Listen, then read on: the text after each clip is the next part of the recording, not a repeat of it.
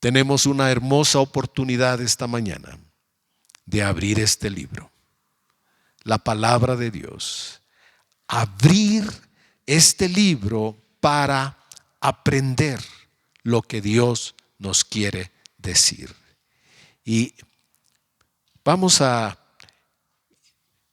ir a un versículo en el libro de Romanos, el capítulo 15 y el versículo 4. Y nos da el propósito de toda la escritura en el Antiguo Testamento. Romanos 15, 4. Todas las cosas que se escribieron antes para nuestra enseñanza se escribieron. Todas las cosas que están escritas en el Antiguo Testamento, porque Pablo se refiere a las cosas de antes, refiriéndose al Antiguo Testamento, todas estas cosas tienen un propósito: enseñarnos. Y hoy quisiera compartir con ustedes este estudio, el fracaso del hombre más sabio. El fracaso del hombre más sabio. Parece una contradicción. ¿Cómo es posible que alguien que es sabio pueda fracasar? Sin embargo, en la Escritura tenemos el consejo y la enseñanza que nos advierte y nos previene del fracaso. Nadie es inmune al fracaso. Hoy vamos a ver y vamos a estudiar la vida de Salomón. Vamos a ver algunos aspectos de su vida que son sobresalientes, impresionantes. Y vamos a ver cómo algunos pequeños factores, pequeños detalles lo fueron llevando hasta llegar a la ruina total. Después vamos a ver las consecuencias y sacaremos nuestras propias conclusiones. La historia de Salomón se encuentra en el libro de Reyes y en el libro de Crónicas, se menciona. Hoy vamos a avanzar un poquito en el libro de Reyes, en el capítulo 3, donde la primera cosa que podemos señalar de Salomón es que él amó a Dios. Había sido instruido por su padre.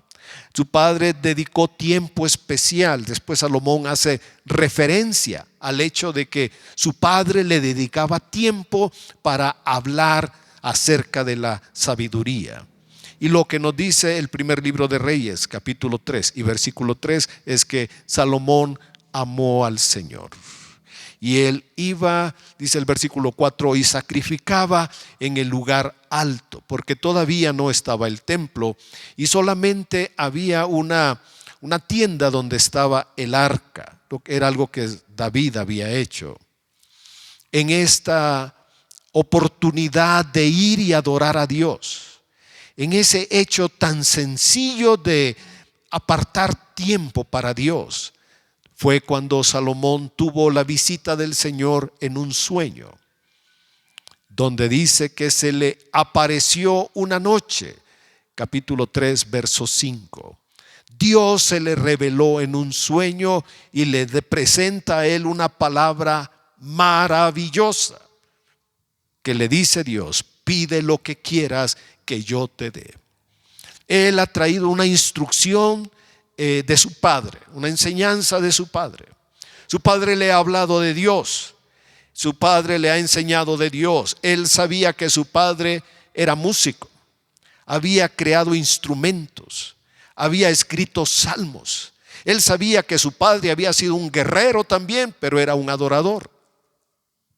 Y bajo esa instrucción, Salomón sigue en los primeros años de su vida en este principio de darle a Dios el primer lugar de su vida.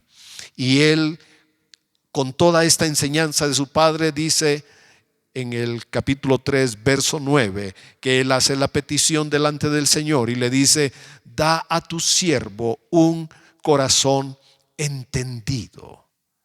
Él no pidió otra cosa más que tener un corazón entendido para juzgar a tu pueblo y para discernir entre lo bueno y lo malo. Dame una capacidad de entender. Y esta palabra entendimiento en la Biblia es una palabra que se combina con escuchar. Es el aprendizaje que puede venir cuando realmente escuchamos la voz de Dios. Hay unas lecciones tan sencillas de la vida que creo que eso cambia nuestra vida. Cuando realmente aprendemos, eso produce un cambio. ¿Alguien se quemó alguna vez en la cocina? ¿Se han quemado alguna vez? Cuando a uno agarra algo caliente y te quemas y no lo puedes tirar y tu mano está quemándose, ¿qué entiende después? Cuando un niño se quema, ¿qué entiende después? Que él no puede jugar con fuego. Uno le está dando una instrucción: no puedes jugar con fuego. Él está oyendo, se puede decir que él sabe. Y si uno le pregunta al niño: repíteme lo que te dije, que no juegue con fuego. Pero ¿cuándo será la culminación de su aprendizaje? El día que se quema. Ese día que entiende que no debe jugar con el fuego. Ese aprendizaje lo cambia. Las personas que alguna vez se han quemado tomando un café o un té, un líquido caliente, después ¿qué hacen? Se hacen más precavidas. Entonces, ¿qué hace uno? Si lo ve humeante, ¿qué hace uno? Le sopla, lo prueba con cuidado, ya no lo echa uno ahí de volada para quemarse. Esos aprendizajes lo cambian a uno, lo marcan. Después, oye, ¿por qué le soplas si está tibio? Y bueno, es por precaución, porque uno aprendió por la mala que eso te puede hacer daño. Salomón pide a Dios un corazón entendido, que empieza por, el entendimiento empieza por escuchar la voz de Dios. Y otro hecho sobresaliente es la respuesta de Dios en el versículo 10.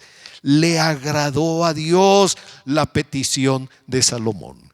Qué hermoso que Dios se pueda agradar de algo que tú le pidas. Aquí es donde tenemos que examinar qué tipo de oraciones hacemos, si realmente agradan al Señor o son un poquito, como dice Santiago, egoístas para gastar en nosotros mismos, ¿verdad?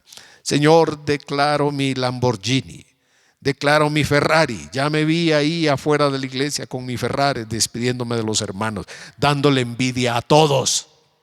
Bueno, esas oraciones creo que no tendrán respuesta del Señor. Pero qué hermoso que alguien pide algo y que diga la Biblia que le agrada a Dios. Así que si nosotros pedimos sabiduría, Dios se va a agradar de esa oración.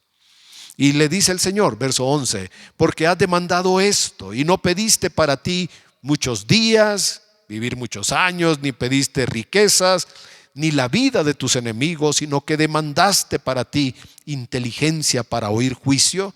¿Ven cómo está conectado el entendimiento con la inteligencia para oír juicio? Dice, he aquí lo he hecho conforme a tus palabras. He aquí que te he dado corazón sabio y entendido. Aquí se ve un don sobrenatural de sabiduría en la vida de Salomón. Pero Dios le dio más de lo que él pidió.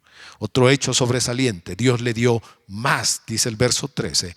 Y aún también te he dado las cosas que no pediste. Te voy a dar lo que no has pedido. Otra respuesta maravillosa del Señor, que Dios nos diga, te voy a dar algo que tú no has pedido. Es maravilloso. Riquezas y gloria, de tal manera que entre los reyes ninguno haya como tú en todos tus días.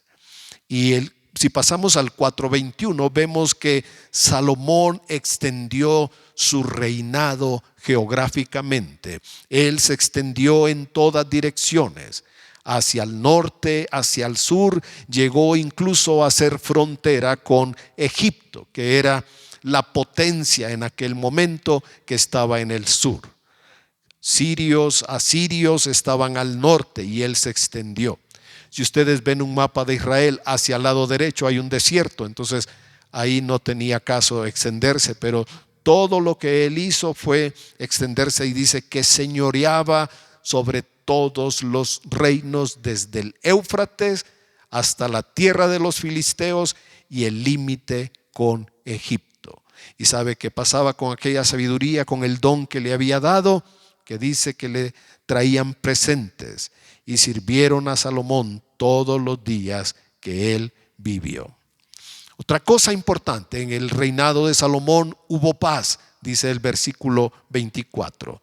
Tuvo paz por todos lados alrededor.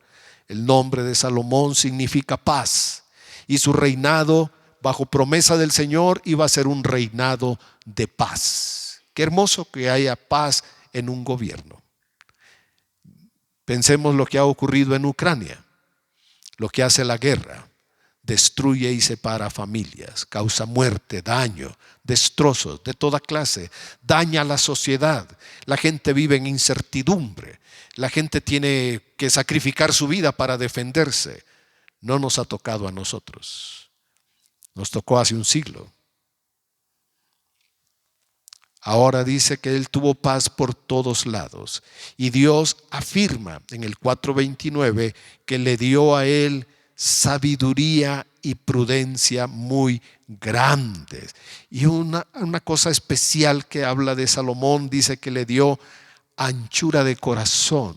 Salomón tenía un corazón amplio. Les voy a dar dos ejemplos.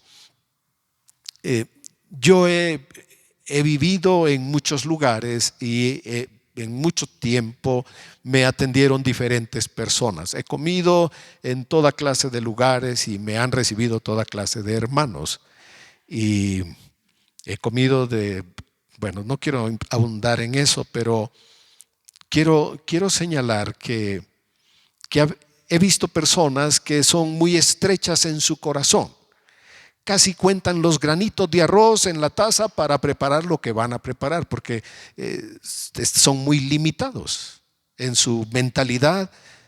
Hay mucha limitación. Y he visto personas que cuando hacen y preparan para un ejército, preparan con abundancia. ¿Cuál es la diferencia? Que una persona vive muy apretadita en su corazón. En su corazón no hay espacio para nadie más. Pero otras personas pueden decir, por si viene alguien, o si vamos a invitar a alguien, pues que lleven para su casa, porque el corazón es más amplio, más ancho. Y Salomón tenía esa clase de corazón. Después van a ver cuántas personas se les daba de comer. El 4:32 nos señala otra cosa importante de Salomón. Compuso proverbios y cantos. Venía de la imagen de su padre, que había sido músico y había sido compositor. ¿Y qué hizo Salomón? Hizo reflexión de la sabiduría. Por eso tenemos libro de Proverbios y el libro de Eclesiastés también. Y dice el 33 que él tuvo tiempo para ver los árboles, desde el cedro al hisopo que nace en la pared, hasta esas. Él sacó enseñanza de esas plantitas que se pegan en las paredes. Disertó sobre los animales, las aves, los reptiles y sobre los peces. De hecho, el capítulo 30 señala 4 animales, dice, los más pequeños, pero los más sabios, son más sabios que los sabios. En el capítulo 6, verso 1, nos empieza a narrar que él edifica el templo. Y nos dice el versículo 1 que lo inicia el 4º año del principio del reino de Salomón sobre Israel. En el mes de Siv, el mes segundo, comenzó a edificar la casa de Jehová. ¿Cuánto tiempo se tardó? El 6:38 nos dice que lo terminó en el año 11. Fue acabada la casa en 7 años. 7 años que estuvieron construyendo el templo. Y Salomón no escatimó gastos. Las piedras eran cortadas con perfección. La madera era especial. El oro que él puso ahí, que había él trabajado y que él había obtenido de su padre, dedicado para el templo, fue algo maravilloso. Es incalculable ponerle en dinero, en una cantidad específica, cuánto se invirtió ahí, porque fue sin número, una riqueza abundante. Después, con esa capacidad que él tenía, dice el 7:1, que edificó su propia casita, su chocita. Y para construir su casa se tardó 13 años, casi el doble de lo que se dedicó a construir el templo. 13 años. ¿Sí dice así su Biblia? 7:1. Dice que también edificó otra casa, le llamaba del bosque del Líbano, otra casa como un lugar de verano. El Líbano era un poquito más fresco que el verano de Israel, así que él podía viajar según los climas y estar en dos palacios diferentes. Y luego nos da unas medidas que son gigantescas. Cuando terminó el templo, él trasladó el arca. Dice el 8:10, que cuando trajeron el arca y la llevaron hasta adentro del templo, la nube de la gloria de Dios, lo que hoy estábamos clamando en nuestra alabanza, llena esta casa de tu gloria. Eso pasó con Salomón. La nube de la gloria de Dios descendió, y dice el versículo 11, capítulo 8, los sacerdotes no pudieron permanecer para ministrar por causa de la nube, porque la gloria de Jehová había llenado la casa de Jehová. Así que él hizo una dedicatoria. Cuando llevan el arca, lo segundo que él hace es orar en la presencia de Dios, extender sus manos. Se arrodilló, extendió sus manos, hizo una dedicatoria y una súplica, dedicándole a Dios ese lugar, y que allí Dios morara, se manifestara, escuchara las oraciones, bendijera al pueblo, lo restaurara, lo cuidara, lo protegiera. Y dice que aquella fiesta duró 7 días en el 865.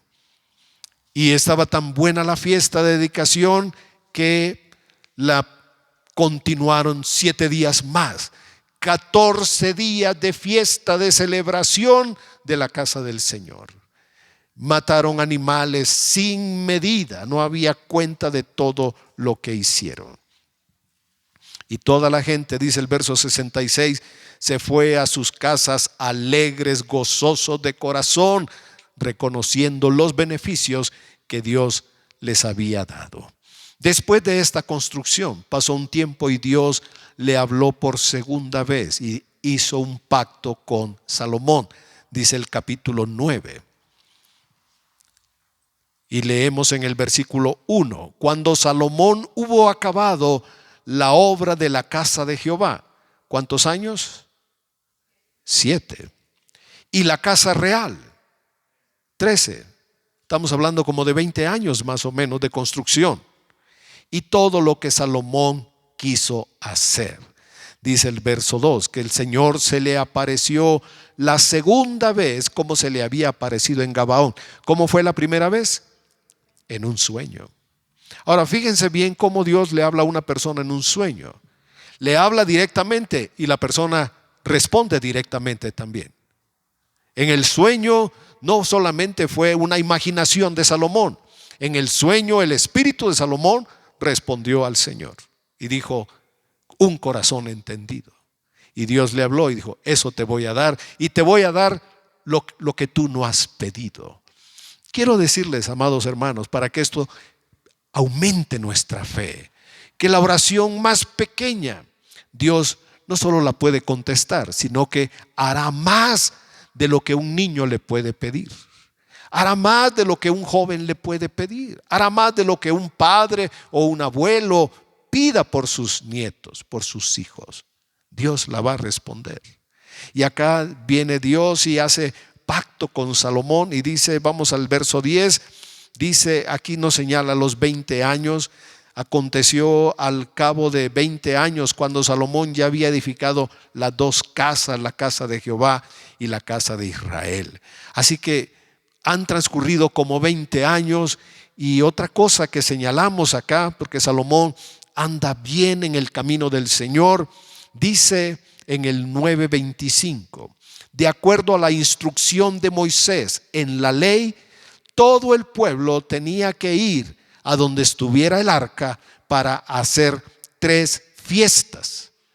Por eso nos dice que Salomón, 9:25, 3 veces cada año ofrecía holocaustos y sacrificios de paz sobre el altar que él edificó a Jehová, y quemaba incienso sobre el que estaba delante de Jehová después que la casa fue terminada. Una cosa más que señala la Biblia, o sea, aquí lo vemos bien. Está ofreciendo sacrificios. Se mantiene ocupado primero en el templo, después en su casa. Pero ahora, después de 20 años, empiezan a ocurrir algunas cosas diferentes en su vida. Y lo primero que él hizo, de las primeras cosas, después de 20 años, es que hizo barcos. Entró en el negocio de la marina. Dice el 9:26, que hizo naves en Esión-Geber, al sur de Israel, que está junto a Elot, en la ribera del Mar Rojo, en la tierra de Edom. Y envió Irán en ellas a sus siervos, porque Irán de su reino eran expertos marineros, eran diestros en el mar, y los envió con los siervos de Salomón.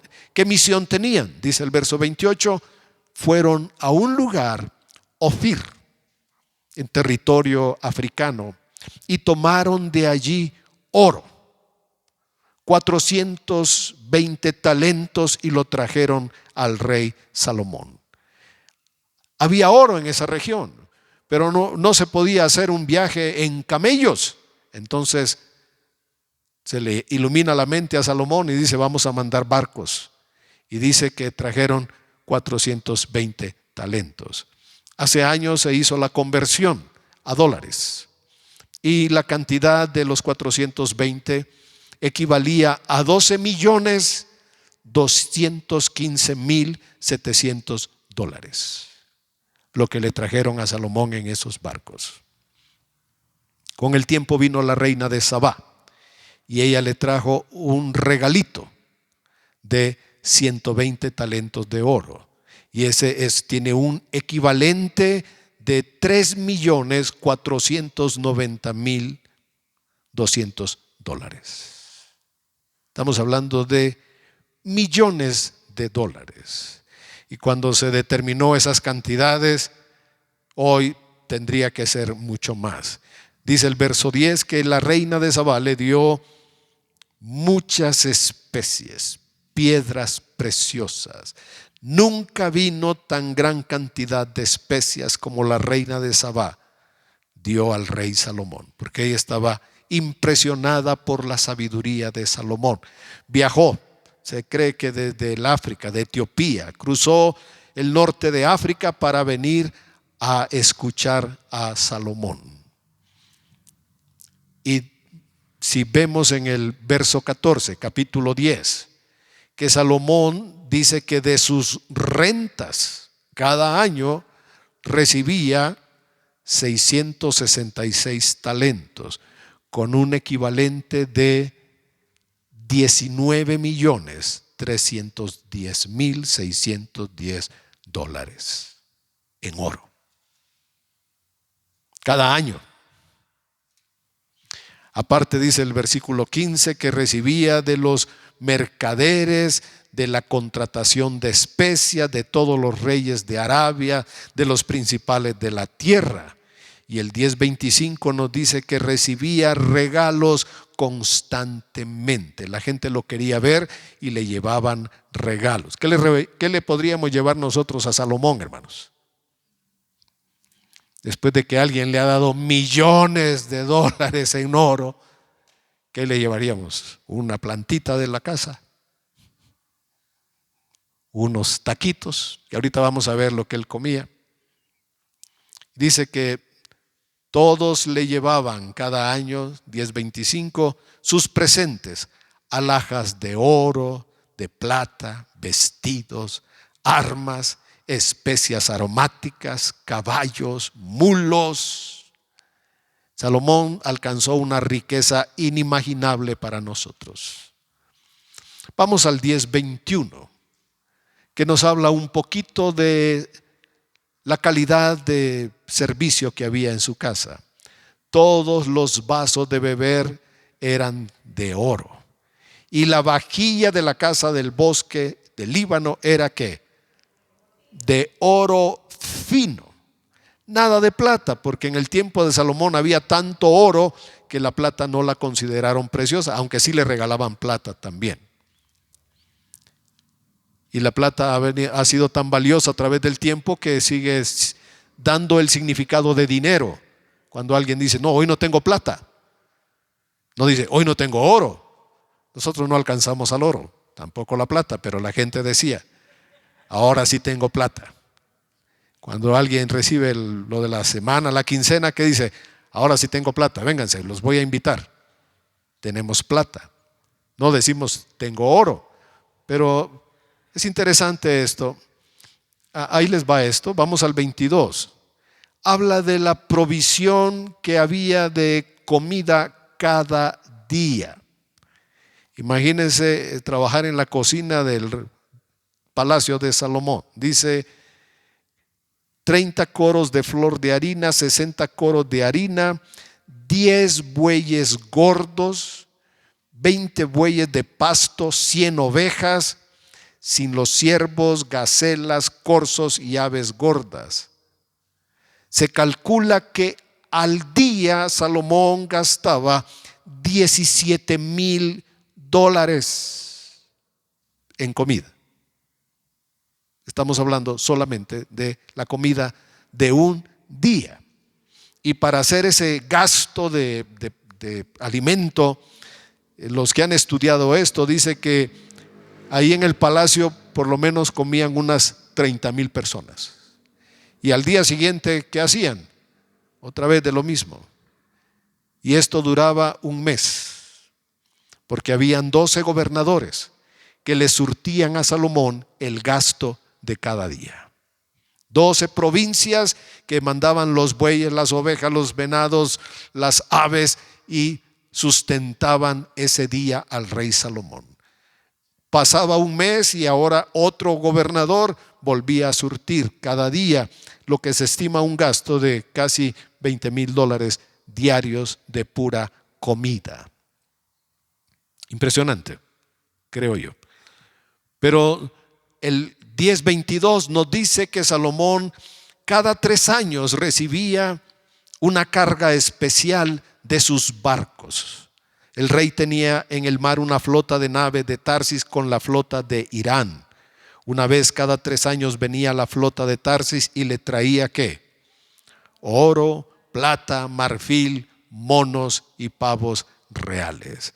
Se puede decir que Salomón tiene una riqueza que nosotros ni la podemos imaginar. Oro, plata, todo lo que él quería, sus vasijas, todo de oro. Ahora vamos a dejar a Salomón un momento. Vamos a observar qué contribuyó a su ruina.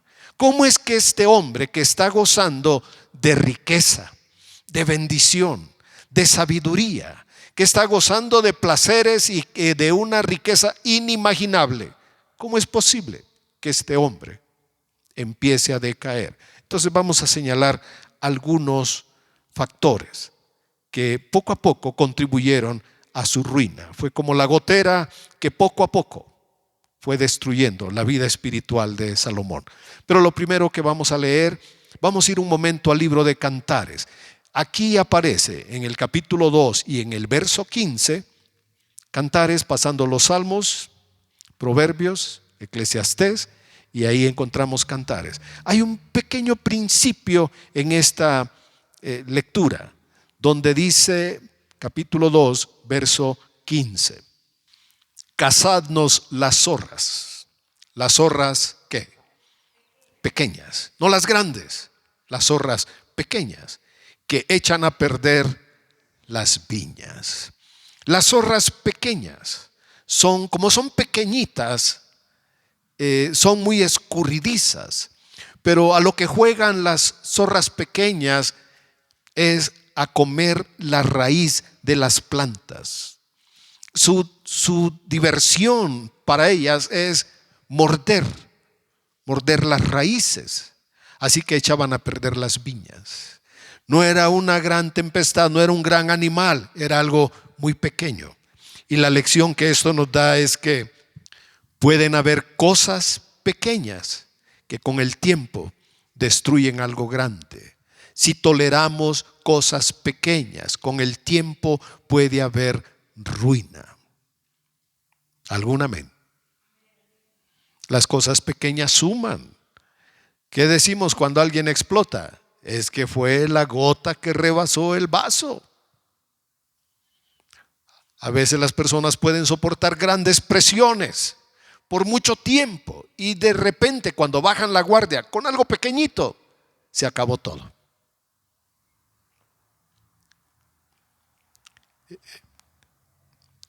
Vamos a ver el primer evento que marca una separación de Salomón de Dios, cuando él agarró un camino diferente. Volvemos al capítulo 3 y el versículo 1.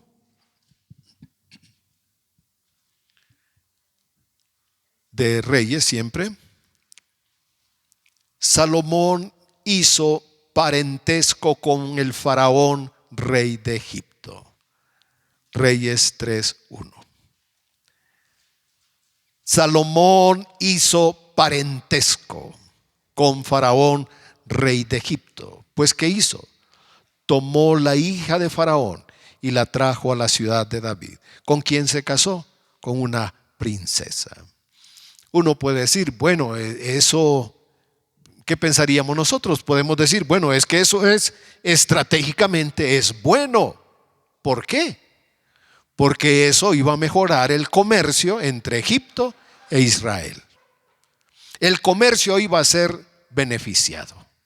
Las mercaderías iban a fluir bien. Los tratos comerciales, todo iba a estar de maravilla. O sea, sí es una pequeña desobediencia, pero vamos a tener una gran ganancia. Amén. O sea, ¿qué tanto es tantito? ¿Qué tiene de malo casarse con alguien que no es del pueblo de Dios? Bueno, algo así pensó Salomón, el hombre más sabio. Aquí vemos que empezó a desviarse tantito de la voluntad del Señor. Dice que la trajo, pues se casó con la hija del faraón. Era una alianza política que le podría brindar seguridad.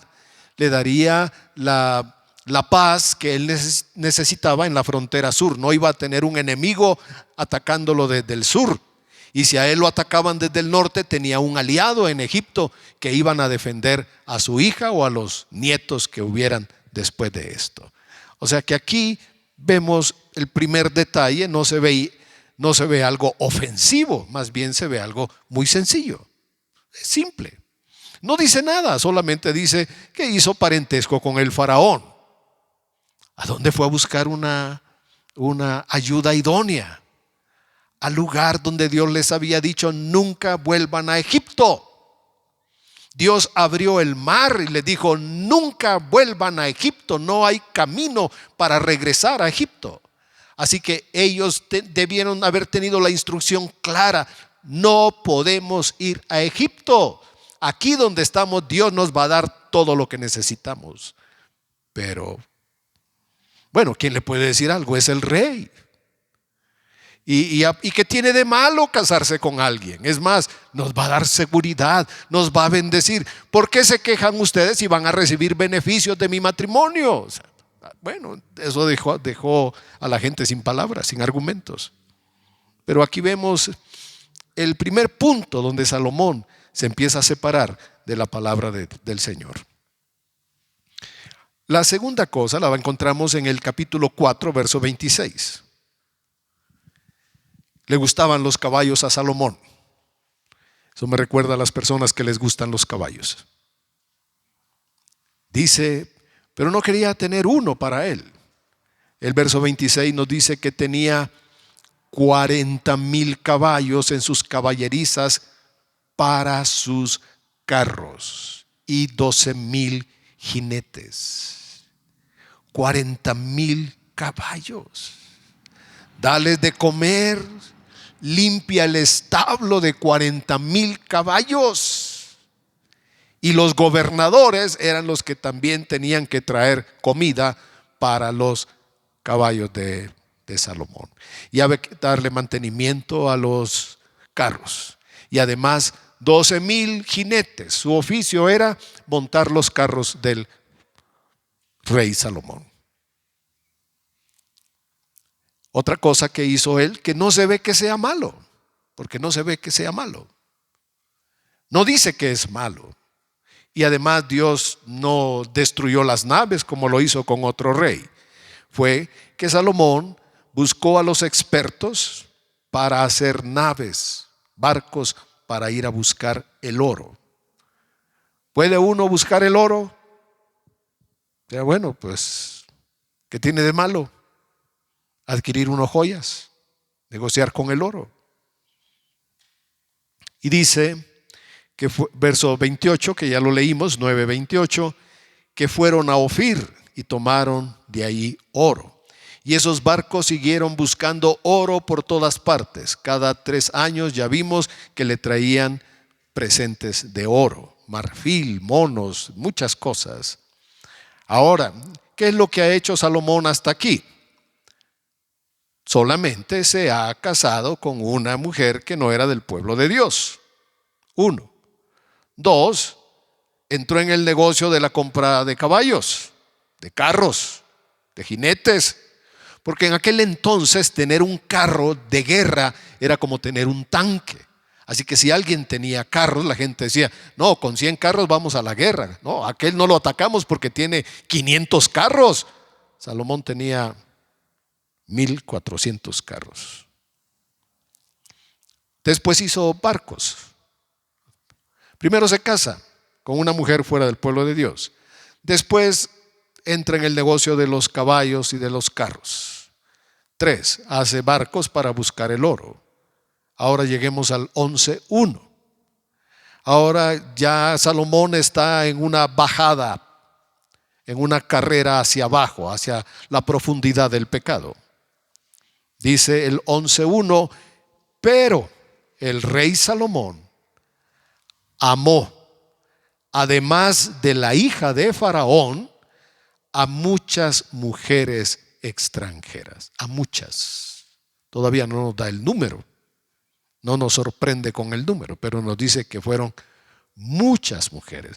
Tal vez él se sintió con la capacidad, tenía mucho que dar y mucho que amar, y era especial y era el rey y tenía todo lo que él quería. Así que, ¿qué le impedía amar hoy a una, luego a otra y a otra? Y dice que a estas mujeres, curiosamente, no las toma del pueblo de Dios, sino mujeres extranjeras.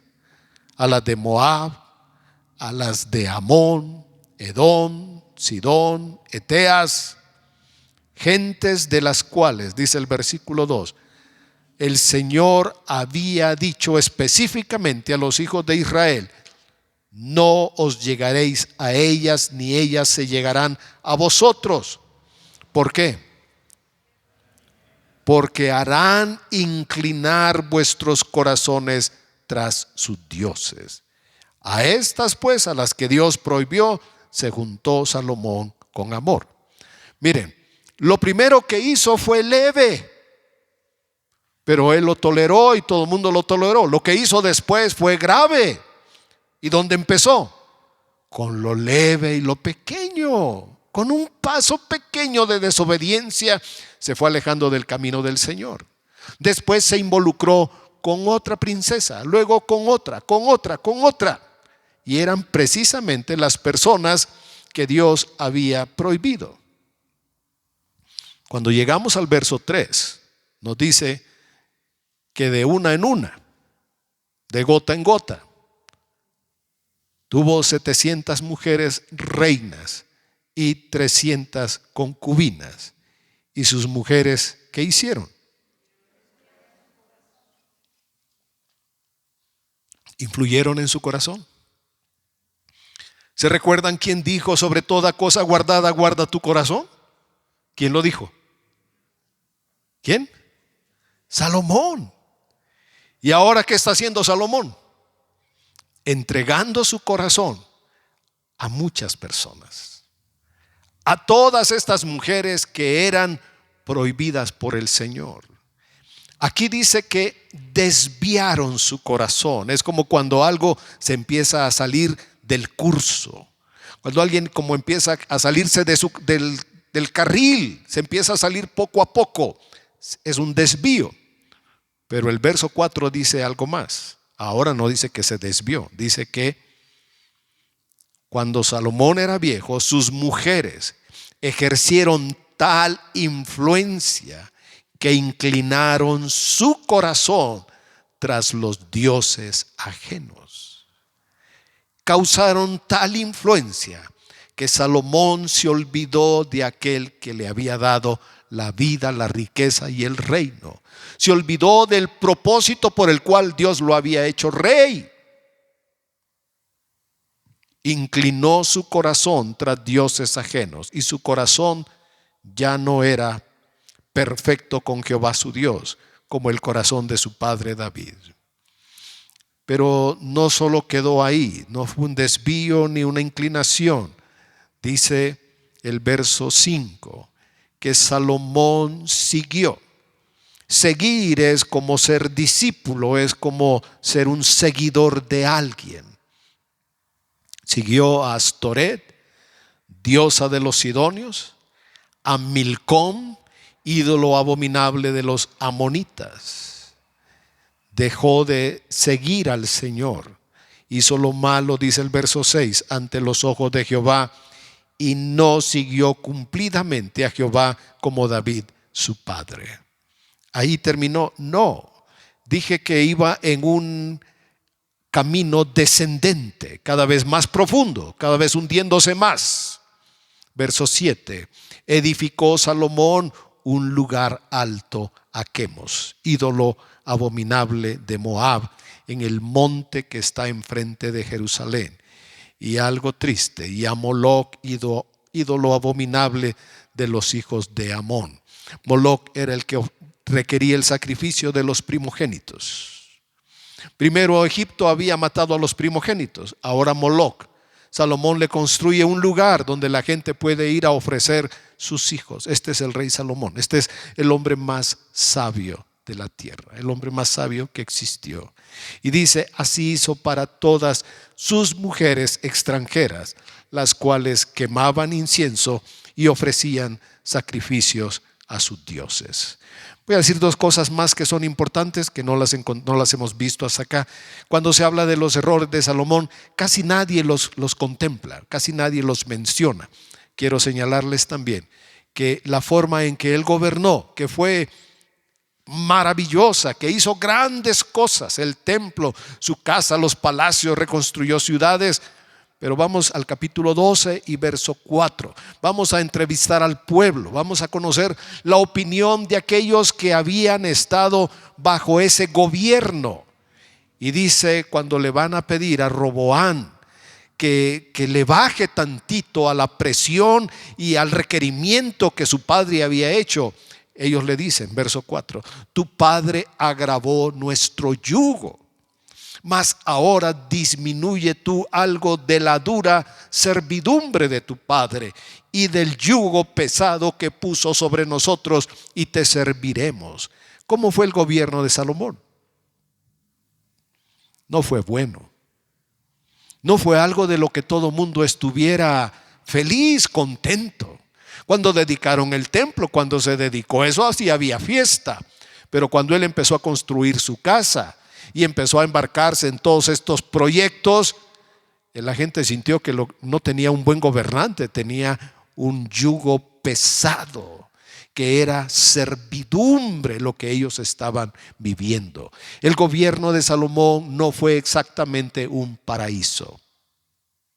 Causó aflicción, servidumbre, y despertó la reacción de la rebelión, porque la otra cosa que no hizo Roboam fue instruir a su hijo, darle consejo. Roboam ahora hereda el reino, y la primera decisión que le presentan es: por favor, Roboam, bájale al yugo. Y él consulta con los ancianos, los consejeros de su padre, y le dice: ¿qué debo hacer? Y ellos le dan el mejor consejo. Le dicen: bájale, diles, sírveles, diles que vas a ser condescendiente con ellos. ¿Y sabes qué va a pasar? Ellos te van a servir. Después Salomón le preguntó a sus amigos, a sus cuates: ¿y ustedes qué opinan? Y ellos le dijeron: tú apriétales más, tú diles, si mi papá les hizo, yo les voy a hacer más, yo les voy a demandar más. Y después de esa primera reunión de Roboam, el reino se divide. ¿Qué fue lo que hizo Roboam? El primer acto de Roboam fue destruir el reino, porque su padre no lo instruyó. No tenía tiempo, estaba muy ocupado, había que atender a 1000 personas. Mujeres. Veamos ahora las consecuencias, hermanos. Pero vimos que era algo aparentemente inofensivo casarse con una persona extranjera, fuera del pueblo de Dios. ¿Qué tiene de malo, hermanos? ¿A poco Dios no podría usar eso para bendición? Porque todas las cosas nos ayudan a bien, ¿eh? No se les olvide, ¿eh? ¿Qué decimos? Amén. No podemos decir amén a eso. No puedes violar la palabra de Dios para buscar que otra parte se te cumpla. Así no funciona esto. Quisiera oír un amén, pero no lo tienen que decir. Sería que nos sintonizáramos en el pensamiento y en el corazón para ver el punto de vista de Dios. ¿Qué logró Salomón con todo esto? Dice en el 11:9, lo que logró Salomón fue causar la ira del Señor. Se enojó Jehová contra Salomón, por cuanto su corazón se había apartado de Jehová. ¿Qué provocó Salomón? Primero, la primera vez que él respondió la oración, dijo que era un corazón entendido. Ahora, ¿qué estaba logrando? El enojo de Dios. Recibe una palabra, no es la mejor palabra que un padre quisiera escuchar en las promesas de sus hijos. En el verso 11 le dice: por cuanto ha habido esto en ti y no has guardado mi pacto, mis estatutos que yo te mandé. O sea que específicamente Dios, en la segunda visita que le hizo y que habló con él, le especificó no hacer las cosas que él prohibía. Y fue lo que él hizo. Le dice el Señor: romperé de ti el reino y lo entregaré, ni siquiera a un pariente ni a un familiar, lo entregaré a tu siervo. Y aquí está una vez más la misericordia de Dios. Si les parece que eso es muy severo, le dice el Señor: no lo haré en tus días. Y no lo hago por ti, lo hago por David, por tu padre. Lo romperé de la mano de tu hijo. La otra cosa que aquí, hermanos, Dios había guardado a Salomón y al pueblo de Israel era de la violencia, de los enemigos. Y surgen 3 rivales poderosos en el verso 14, 23 y 26. Y Dios, dice el verso 14, suscitó, levantó. Dios permitió que se levantara un adversario. Dios permitió que una persona buscara hacerle daño a Salomón. Y era edomita, de sangre real. Y hay toda una historia acerca de él. El otro fue también, dice, Rezón, un criado que había huido de su amo, del rey de Soba. Y por último, Jeroboam, hijo de Nabat. Este era del pueblo de Dios y era siervo de Salomón. Y su madre era viuda, y él fue al frente para pedir la misericordia del rey, que le bajara a los impuestos y al maltrato. Y cuando el rey se rebeló, la gente siguió a Roboam. Bueno, ¿hay consecuencias, hermanos? ¿O no hay consecuencias? La vida de Salomón se convirtió en un fracaso total. Él escribe después un libro, el Eclesiastés, cuando él ha descubierto el fracaso, cuando ha descubierto que de qué servía todo lo que él había hecho. Ahora tiene como un punto de vista un tanto negativo de la vida, porque él se había olvidado de Dios. Y una de las cosas tristes que nosotros podemos ver aquí, hermanos, es que él no hizo nada para volverse a Dios. No hizo nada para pedir perdón, para pedir misericordia. Se había hundido tanto que no tenía fuerza para salir de ese fango y decir: Señor, perdóname. No hizo nada, absolutamente nada. Ahora, hermanos, vamos a sacar algunas conclusiones de esto. No estudiamos hoy la vida de Salomón para juzgarlo, para decir: qué bárbaro Salomón, hombre, que Dios le había dado sabiduría, cómo le pagó al Señor. No, hermanos, lo que abrimos en la Biblia fue un espejo para vernos a nosotros. Eso es la Biblia, un espejo para nosotros. Y se recuerdan lo que decía Romanos 15:4, que fue escrito para nuestra enseñanza. Y creo que una de las primeras enseñanzas que tenemos es que la sola sabiduría no es suficiente. Solo tener un don no es suficiente. Tener mucha sabiduría no es suficiente. Necesitas otros componentes. La Biblia no habla de solo el amor. El fruto del Espíritu es amor, pero está en un equilibrio con gozo, paz, paciencia, bondad, fe, mansedumbre, templanza, dominio propio. Hay un equilibrio. Y quiero decirles, todo lo que Dios da, lo da en equilibrio. Dios no está interesado en desarrollar algo único y especial de nosotros, un solo aspecto, una sola cosa. Creo que los dones que Dios da siempre están en equilibrio, y todo lo que Dios hace está en equilibrio. ¿Cuántos han descubierto que en el matrimonio hay equilibrio? ¿Cuántos saben que en el matrimonio hay equilibrio? Y por eso son nuestras diferencias, porque nuestras diferencias nos mantienen en equilibrio. Equilibrio para los griegos era una señal de perfección. No irse ni a un extremo ni a otro. Y eso es lo que Dios busca. Dios le dio a Salomón sabiduría, pero a Salomón le faltó algo más. ¿Saben qué le faltó? Fidelidad. Perseverancia. ¿Se recuerdan que que al año iba 3 veces para adorar en el monte? ¿Se recuerdan que hacía eso? Debió haber perseverado buscando al Señor. Le faltó perseverancia. Le faltó contentamiento. Recibía millones en oro. Se sació de oro. Hizo barcos. Le traían oro a montones. ¿Qué hizo él? Barcos. Quiero más oro. Tenía un caballo. ¿Cuántos quiso él? 2. Ahora que tiene 2, dice: pues con 1000 con 100 la hacemos. Dijo: no, mejor 1000. Después dijo: no, mejor más. Como tenía el corazón muy ancho, ¿se acuerdan? 40,000. Ahora hay que darle de comer a 12,000 jinetes. ¿Qué es lo que hacen ellos? Montar los caballos nada más. Y le faltó contentamiento, porque con todo lo que tenía debió haber estado feliz, pero estaba insatisfecho, quería más.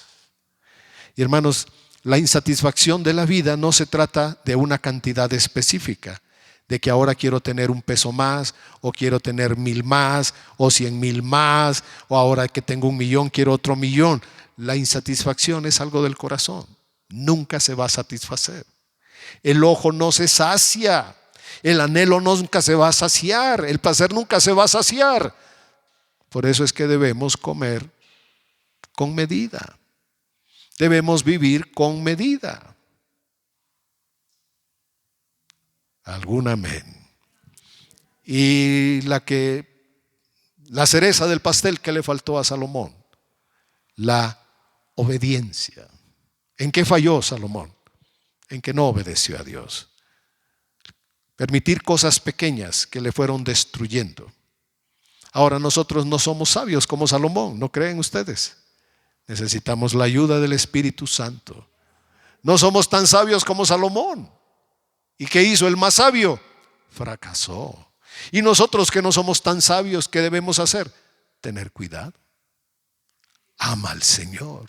Enfócate en el Señor. Ámalo. Persevera.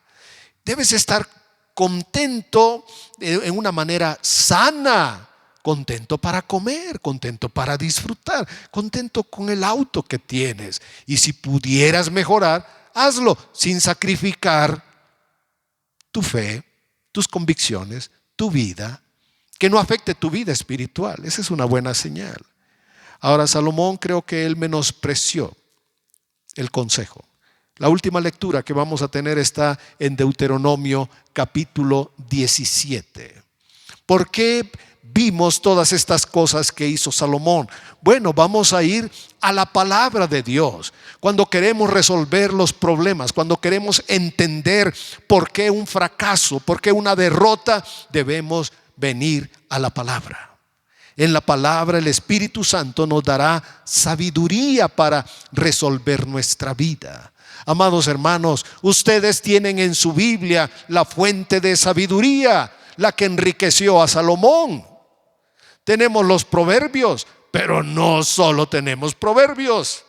Tenemos las cartas del Nuevo Testamento.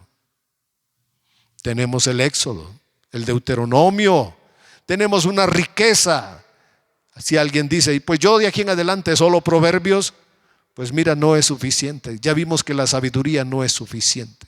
Se necesita que desarrollemos otras cualidades: el amor al Señor, la fidelidad, el contentamiento, la perseverancia, mantenernos alegres sirviendo al Señor. Perseverar se llama la palabra. El que persevere hasta el fin será salvo. Deuteronomio 17 nos da unas pequeñas instrucciones acerca de los reyes. Esto estaba contemplado. Cuando le dijeron a Samuel, queremos un rey, Dios lo había previsto. Dios sabía que un día el pueblo se le iba a rebelar. Esto ya Dios lo sabía. ¿Lo tomará por sorpresa Dios que nosotros hagamos algo equivocado, algo malo? Por supuesto que no, ya lo sabe.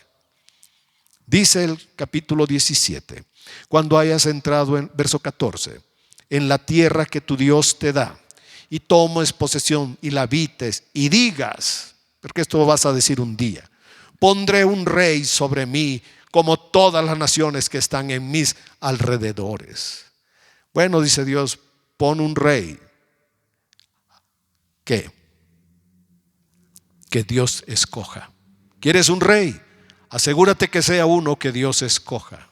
Porque si tú quieres poner un rey, si tú quieres poner una autoridad sobre tu vida, si tú quieres hacer lo que tú quieres, va directo al fracaso. Asegúrate mejor que sea algo que Dios diga de acuerdo a su voluntad.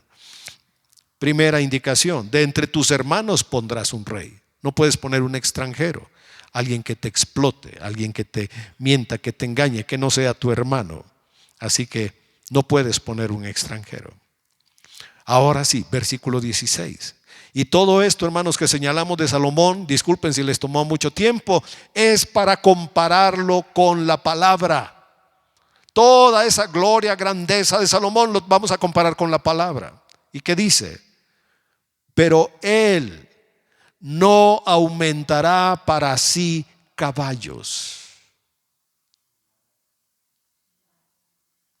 ¿Qué hizo Salomón? Aumentó caballos. ¿Dónde los consiguió? En Egipto. Traficó con Egipto. Bueno, compró mercancías de allá porque ya había traficado con una persona. Ya había sacrificado su fe y su confianza en el Señor para pedir la protección del faraón. Ya había hecho un parentesco con el rey de Egipto. Dice, no aumentará para sí caballos. 1. 2. No hará volver al pueblo a Egipto con el fin de aumentar caballos. ¿Qué hizo Salomón? Los mandaba a comprar a Egipto, y los carros también. Eso los hacían en Egipto, allá donde estaban las fábricas. Porque Jehová les ha dicho que no vuelvas nunca por este camino. Pero es que allá está mi esposa. No vayas por este camino. Es que allá está la riqueza. Allá están las oportunidades. ¿Qué dice tu Biblia? ¿Qué dice la palabra? No vuelvas por este camino. Lo que sigue, verso 17.